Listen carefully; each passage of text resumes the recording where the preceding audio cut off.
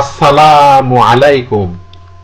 সুপ্রিয় শিক্ষার্থী, আমার চ্যানেলে আসার জন্য আপনাদেরকে অনেক অনেক শুভেচ্ছা ও স্বাগতম। তো ভিউয়ার্স, আজকে অ্যাডোবি ফটোশপ 7.0 এর ক্রপ টুলের সকল অপশনের ব্যবহার ও প্রয়োগ কৌশল নিয়ে আলোচনা করব এবং সেই সাথে পাসপোর্ট ও স্ট্যাম্প সাইজ ফটো তৈরি ও প্রিন্ট করার সম্পূর্ণ পদ্ধতি দেখাবো। তাই একটু ধৈর্য ধরে শুরু থেকে শেষ পর্যন্ত দেখবেন, আশা করি আপনাদের অনেক কাজে লাগবে। ভিউয়ার্স, আজকের ভিডিওটি অনেক গুরুত্বপূর্ণ।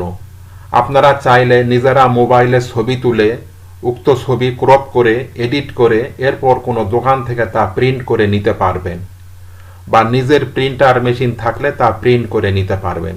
ভিউয়ার্স, আপনি যদি আমার আগের ভিডিওগুলি না দেখে থাকেন তাহলে অবশ্যই দেখে নেবেন। দেখার জন্য এভাবে যে কোনো একটি ব্রাউজারে ঢুকে ইউটিউবে এসে সার্চে যদি লেখেন AM digital DIGITAL digital channel CHANNEL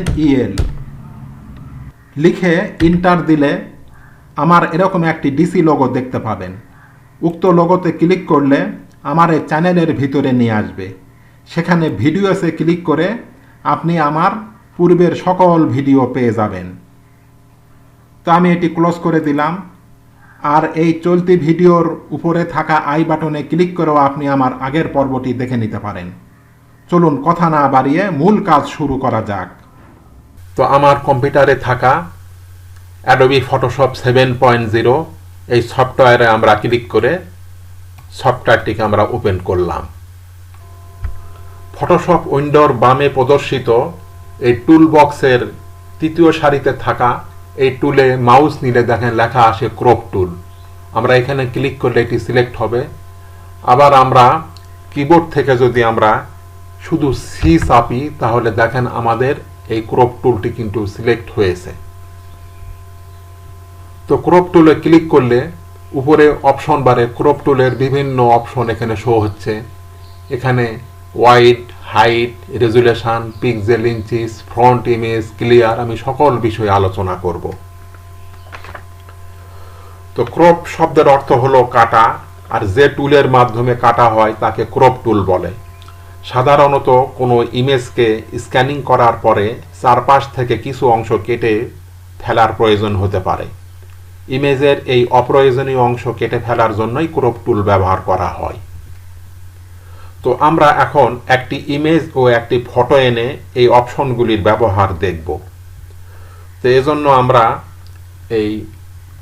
file click, এখান থেকে আমরা ওপেন ক্লিক, তারপর এখান থেকে আমার ডেস্কটপে থাকা একটি ইমেজকে আমি সিলেক্ট করে এখান থেকে আমি ওপেন করলাম। তাহলে আমাদের এই ইমেজটি আসলো। আবার আমরা এটিকে অন্যভাবেও আনতে পারি। আমরা এখানে মিনিমাইজ করে আমার ডেস্কটপে থাকা এই ছবি এখান থেকে জো বাইডেনের ছবি এখান থেকে সিলেক্ট করে এটিকে টেনে আমরা এই ফটোশপের ভিতরে ঢুকে আমরা এখানে যদি ছেড়ে দেই তাহলে কিন্তু এটি চলে আসবে। এখন এই ছবি এবং ফটো এগুলোকে দুইভাবে ক্রপ করা যায়। মাপজোক ছাড়া ক্রপ করা যায়, আবার মাপজোক সহকারে ক্রপ করা যায়। তো আমরা এই মুভ টুল দিয়ে আমরা এই ইমেজের উপর যদি একটা ক্লিক করি তাহলে দেখেন ডান পাশে লেয়ার্স প্যালেটে এই ইমেজের ব্যাকগ্রাউন্ড লেয়ারটি এখানে সিলেক্ট হয়েছে। এই অবস্থায় আমরা যদি ক্রপ টুলে ক্লিক করি তাহলে উপরের অপশন বারে আমরা এই ফ্রন্ট ইমেজে যদি আমরা একটা ক্লিক করি তাহলে আমাদের এই ইমেজের মাপ কত সেটি এখানে দেখাচ্ছে 4.292, আর হাইট হলো 2.181, রেজুলেশন 72। তো আমি এটিকে আবার এটি ক্লিয়ার করে দিলাম। আবার আমরা মুভ টুল দিয়ে যদি জো বাইডেনের এই ছবিতে একটা ক্লিক করি তাহলে দেখেন এই ছবির ব্যাকগ্রাউন্ড লেয়ারটি এখানে শো করছে।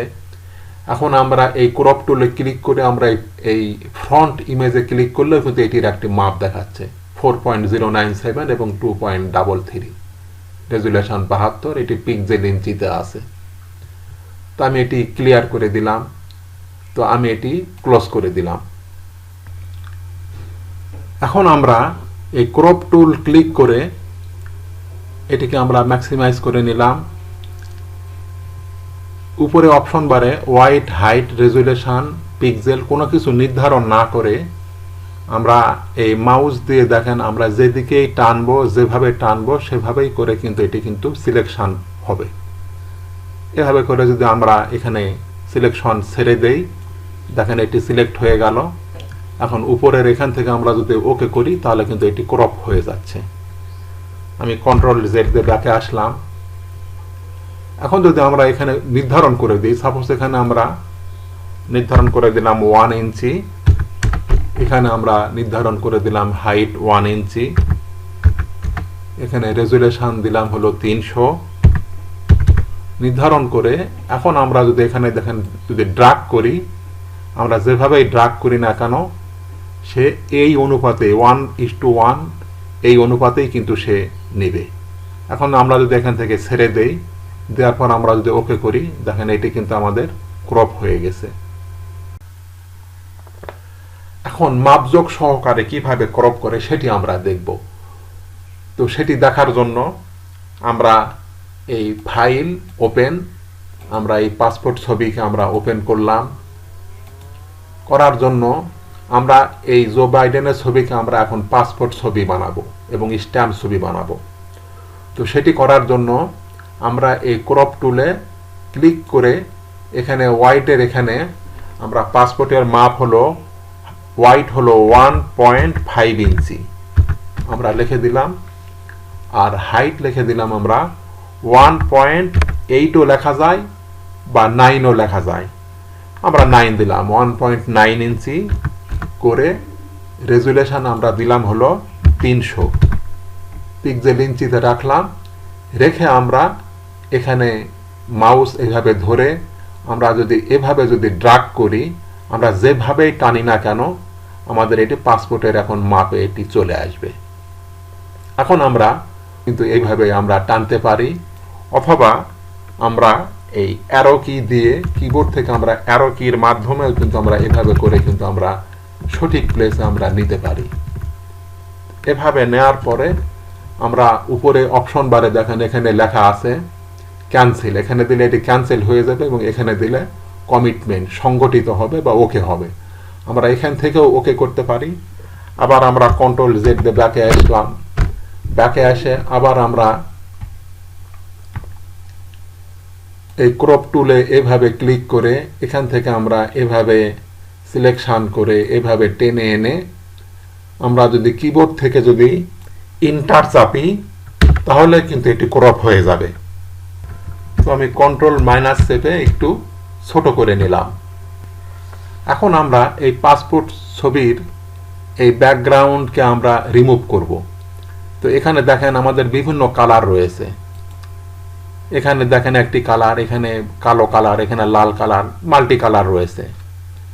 তো আমরা ম্যাজিক ওয়ান টুল দিয়ে যদি আমরা এখানে সিলেকশন করি, এখানে একটি কালার থাকলে ম্যাজিক ওয়ান টুল দিয়ে করলে আমাদের সুবিধা হতো। যেহেতু এখানে মাল্টি কালার রয়েছে, দেখেন আমরা যদি ম্যাজিক ওয়ান টুল দিয়ে এখানে ক্লিক করি, আবার শিফট চেপে এইভাবে করে যদি আমরা সিলেকশন করি, করার পর যদি আমরা এখানে একটা কালার নিলাম, সাপোজ আমরা এখান থেকে একটা কালার নিলাম, নেওয়ার পর ওকে করলাম, বা আমরা এখান থেকেও কালার নিতে পারি। এখান থেকে একটা কালার নিলাম, নিয়ে আমরা এই ব্যাকগ্রাউন্ডে নিয়ে আমরা এখান থেকে যদি ডিলিট চাপি তাহলে দেখেন আমাদের এই মূল ছবিতে কিন্তু কালারটি কিন্তু অ্যাডজাস্ট হয়নি। তো এটি পারফেক্টলি করার জন্য আমি কন্ট্রোল জেড দিয়ে ব্যাকে আসলাম, তারপরে এটিকে কন্ট্রোল ডি দিয়ে ডিসিলেক্ট করে আমরা পেন টুল দিয়ে আমরা এই সিলেকশনটি করব। এজন্য আমরা এই পেন টুলে ক্লিক করলাম, উপরে অপশন থেকে পথ সিলেকশন এটি নির্ধারণ করে দিয়ে আমরা এখান থেকে পেন টুলের মাধ্যমে আমরা এটি সিলেকশন করে নিচ্ছি। এভাবে আস্তে আস্তে করে আমরা ছবির চারপাশ থেকে এভাবে আমরা আস্তে আস্তে করে আমরা সিলেকশন করে নিচ্ছি। এভাবে আমরা সিলেকশন করে নিচ্ছি।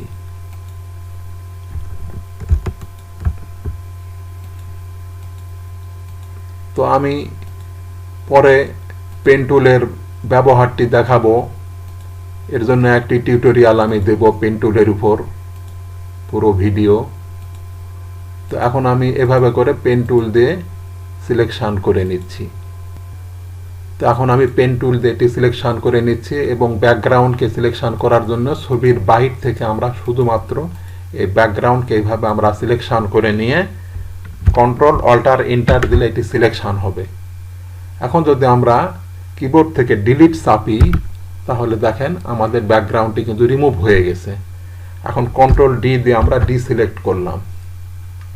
এরপর ছবিকে একটু বড় করে আমরা ইরেজার দিয়ে আমরা এটিকে একটু সাদা অংশগুলি আমরা এভাবে করে আমরা একটু মুছে দিব। এভাবে করে আমরা কিন্তু এইভাবে আমরা সাদা অংশগুলি আমরা এভাবে করে কিন্তু আমরা সুন্দর করে আমরা মুছে দিতে পারি। মোছার পরে এখন আমরা এই ছবিকে সৌন্দর্য করব। তো সেটি করার জন্য আমরা এই উপরে মেনু বারে ইমেজ ক্লিক, অ্যাডজাস্টমেন্ট ক্লিক, এখান থেকে যদি আমরা এই লেভেলসে যদি ক্লিক করি, ক্লিক করে এখানে দেখেন আমাদের এই বাটনে একটু ক্লিক করলে দেখেন এটি কিন্তু একটু সৌন্দর্য হলো, এই অংশটি একটু গাঢ় হয়েছে। আমরা ওকে করে দিলাম, বা কিবোর্ড থেকে যদি আমরা কন্ট্রোল এল চেপেও কিন্তু আমরা এই লেভেলস ডায়লগ বক্সটি কিন্তু আনতে পারি। আমরা ওকে করে দিলাম, আবার ইমেজ ক্লিক, অ্যাডজাস্টমেন্ট ক্লিক, এখান থেকে কিন্তু আমরা কন্ট্রোল এই কালার ব্যালেন্স বা আমরা কিবোর্ড থেকে কন্ট্রোল বি চেপেও কিন্তু আমরা নিয়ে আসতে পারি। আমরা কিবোর্ড থেকে যদি কন্ট্রোল বি চাপি তাহলে আমাদের এই ডায়লগ বক্সটি আসবে। এখান থেকে আমরা কালার ব্যালেন্সের ক্ষেত্রে ইয়েলোকে একটু বাড়িয়ে দিলাম, দিয়ে আমরা ওকে করে দিলাম।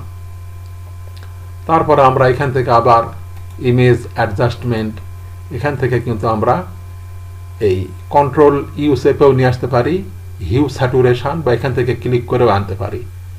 এরপরে আমরা এই কালারটাকে একটু এইভাবে অ্যাডজাস্ট করে নিলাম, একটা সুন্দর কালার করে নিলাম। তারপরে আমরা আবার এখান থেকে ইমেজ অ্যাডজাস্টমেন্ট, এখান থেকে আমরা এই কার্ভসে যদি আমরা ক্লিক করি বা কিবোর্ড থেকে কন্ট্রোল এম, এখান থেকে আমরা কালো ছবিও কিন্তু ফর্সা করতে পারি। এভাবে করে একটু বাড়িয়ে দিয়ে বা এভাবে একটু কমিয়ে দিয়ে এভাবে বাড়িয়ে দিয়ে কিন্তু আমরা সুন্দর করতে পারি। তারপর আমরা ওকে করে দিলাম। এরপর আমরা আমাদের এই যে ক্রপ করা ছবির এই চারপাশের অংশকে আমরা মসৃণ করতে পারি। সেজন্য আমরা ব্লু টুল এখানে ক্লিক করে কার্সরের সাইজকে একটু বড় করে নিলাম, করে আমরা ঠিক এই মাঝামাঝি এইভাবে করে আমরা যদি দেখেন আমরা যদি এর উপরে ঘষি তাহলে দেখেন সাইডটা কিন্তু অনেকটা মসৃণ হয়ে যাচ্ছে এবং সফট হচ্ছে। এভাবে করে কিন্তু আমরা মসৃণ করে দিতে পারি। দেখেন আমাদের সাইডটা কিন্তু এখন অনেকটা মসৃণ হয়ে যাচ্ছে। এভাবে মসৃণ করে এভাবে ঘষে ঘষে মসৃণ করতে পারি, বা ছবির উপরেও আমাদের যেখানে মসৃণ করা দরকার আমরা এইভাবে ঘষে ঘষে কিন্তু আমরা এভাবে করে আমরা মসৃণ করতে পারি। এভাবে আমরা মসৃণ করে নিলাম। এভাবে ঘষে ঘষে যেখানে যেখানে দরকার আমরা এইভাবে করে মসৃণ করতে পারি। এরপর আমরা ছবিটাকে সেভ করে নিব। এজন্য আমরা এই ফাইল, সেভ অ্যাজ, এখান থেকে ফাইলের একটা নাম দিলাম পাসপোর্ট, PASSPORT, পাসপোর্ট লিখে ফরম্যাট জেপিইজি ডেস্কটপ মুড করে দিলাম। দেওয়ার পর এখান থেকে আমরা সেভ করে দিলাম এবং এটির কোয়ালিটি আমরা ম্যাক্সিমাম করে দেব, করে বেজলাইন স্ট্যান্ডার্ড করে আমরা ওকে করে দিলাম। এখন দেখেন আমাদের এটি কিন্তু ডেস্কটপে চলে এসেছে। এরপর আমরা এই পাসপোর্ট ছবিকে আমরা এখন স্ট্যাম্প ছবি করব। এজন্য আমরা এই ক্রপ টুলে ক্লিক করে এখান থেকে এটি মুছে দিয়ে আমরা স্ট্যাম্প ছবির মাপ হলো 0.8 ইঞ্চি, এটি হলো ওয়াইড এবং হাইট হলো 1 ইঞ্চি, রেজুলেশন 300 থাকবে। এরপর আমরা এখান থেকে এইভাবে করে আমরা ক্রপ করলাম, করে আমরা কিবোর্ড থেকে ইন্টার দিলাম, এটি ক্রপ হয়ে গেল।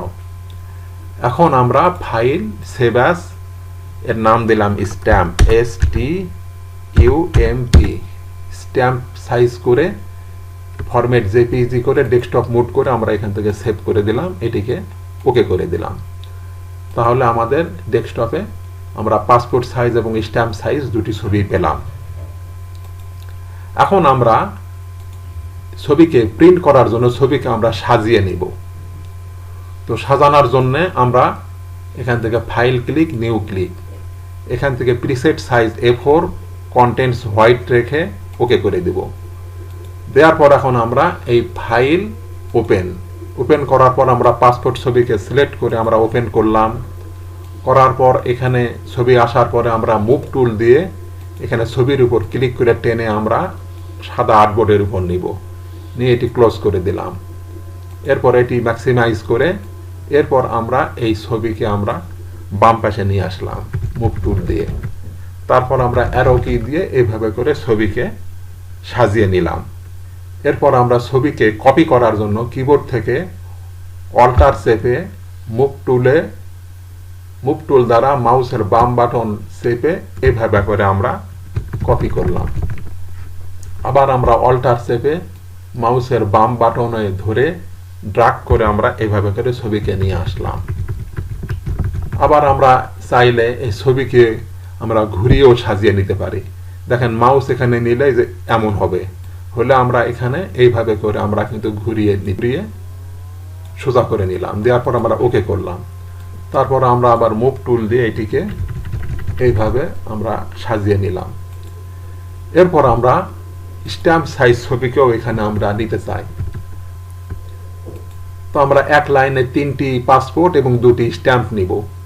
এজন্য আমরা এটিকে মিনিমাইজ করলাম। করার পর এখন আমরা ফাইল ওপেন করে স্ট্যাম্প ছবি আমরা সিলেক্ট করে ওপেন করলাম। করার পর এখন এটিকে আমরা কন্ট্রোল A দিয়ে সিলেকশন করে কন্ট্রোল C দিয়ে কপি করলাম। করার পর এখান থেকে মিনিমাইজ করলাম।